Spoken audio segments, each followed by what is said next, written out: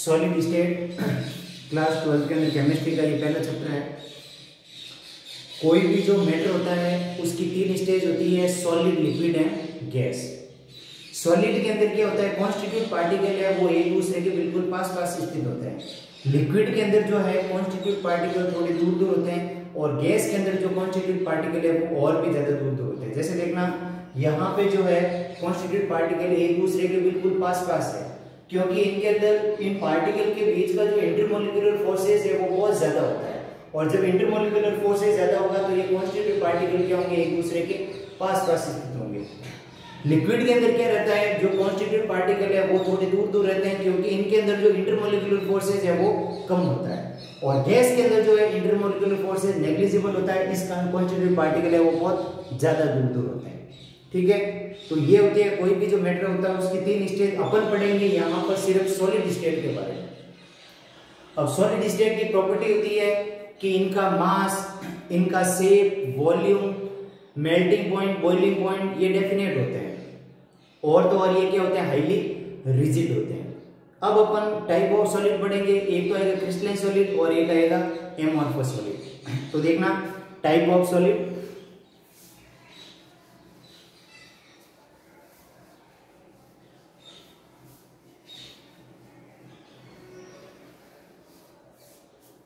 पहला आएगा crystalline solid,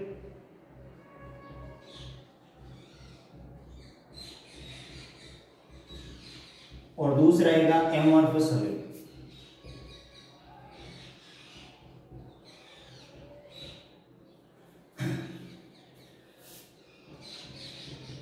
इसको नॉन क्रिस्टलाइन सॉलिड भी कह सकते हैं।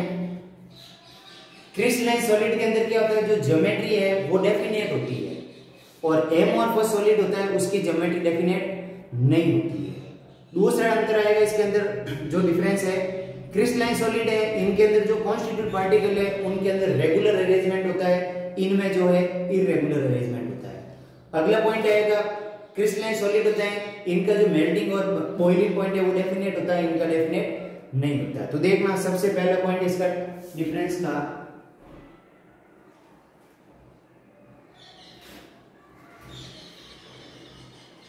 ज्योमेट्री डेफिनेट, और इसमें डेफिनेट नहीं होती है।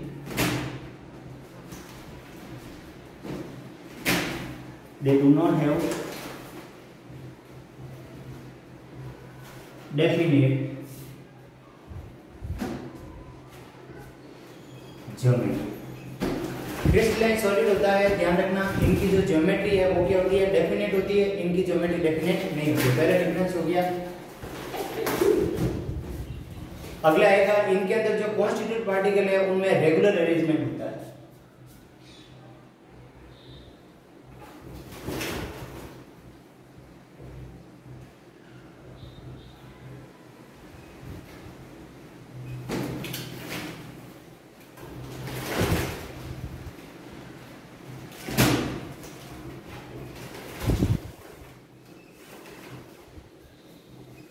Constitute particle present in regular arrangement. इनमें एमॉर्फस में क्या होता है, irregular.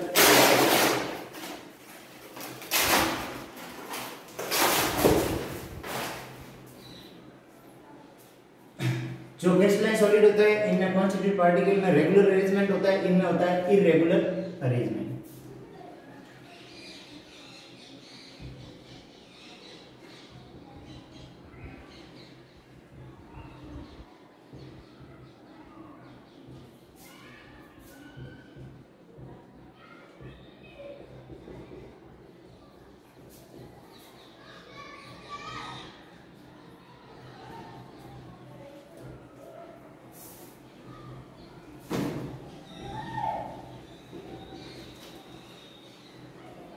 Irregular arrangement of constitute particle. Next third difference है, और ये जो रेगुलर अरेंजमेंट होता है इसको लॉन्ग रेंज ऑर्डर भी कह सकते हैं, इसको शॉर्ट रेंज ऑर्डर भी कह सकते हैं।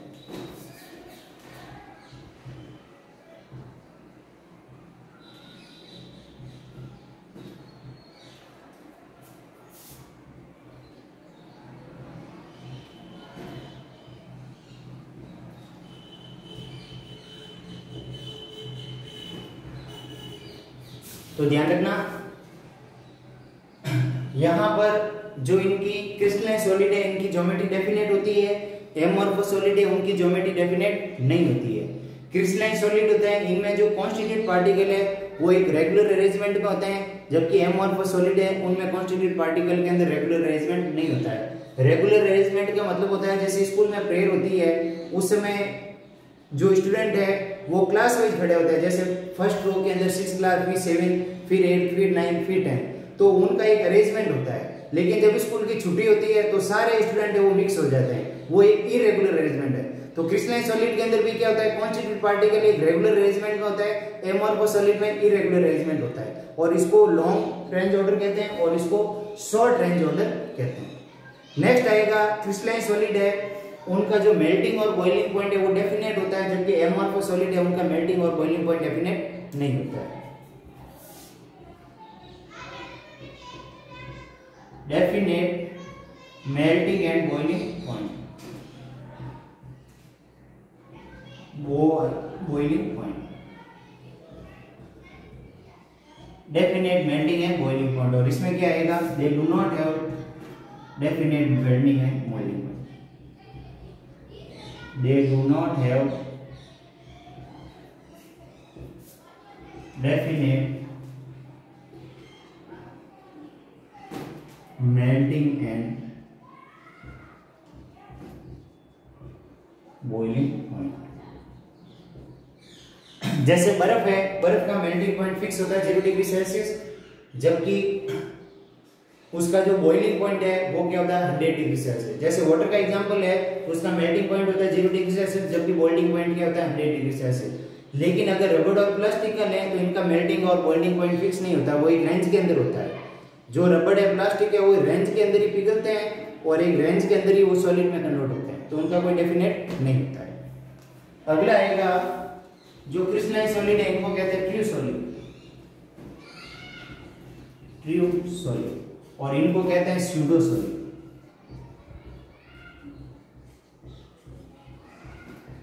या सुपर कूल लिक्विड।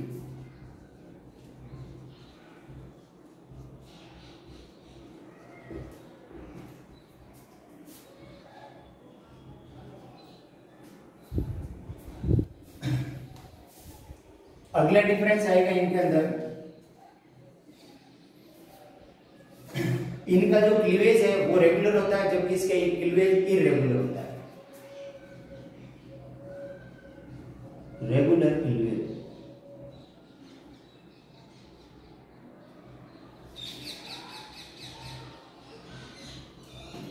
और इनका आएगा इरेगुलर क्लीवेज।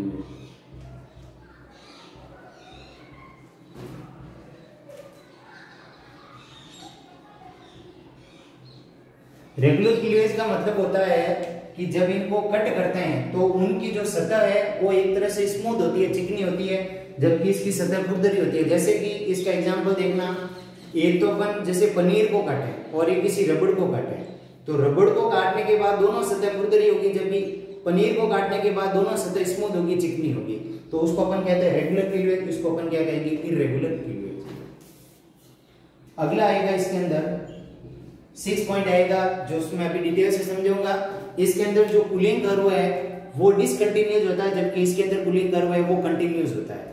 और ये जो है क्रिस्टलाइन सॉलिड एनआइसोट्रोपिक नेचर के होते हैं, जबकि ये होते हैं आइसोट्रोपिक नेचर के। उन दोनों को मैं डिटेल से समझूंगा, तो पहले एक बार वापस समझ लेना। क्रिस्टलाइन सॉलिड है इनकी ज्योमेट्री डेफिनेट होती है, जबकि एमोर्फस सॉलिड की ज्योमेट्री डेफिनेट नहीं होती है।